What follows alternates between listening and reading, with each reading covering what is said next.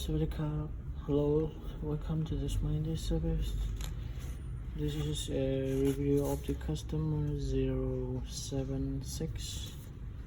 This is the Apple model M1 generation Macbook Air, and the problems customers has facing the screen was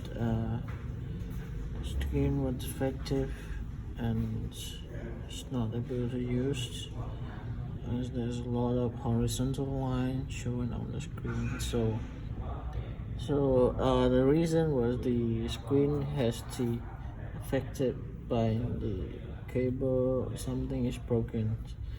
So we might need to replace the new screen panel, and this one we don't replace the entire screen because that's gonna cost more, and we just replace the panel screen and use the original backlight and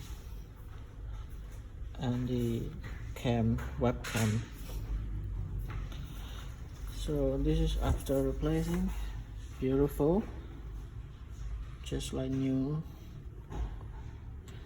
So I'll let you know if you have the MacBook or notebook. We have a service available to replace the new screen. I'm gonna see you on the next video. Bye bye.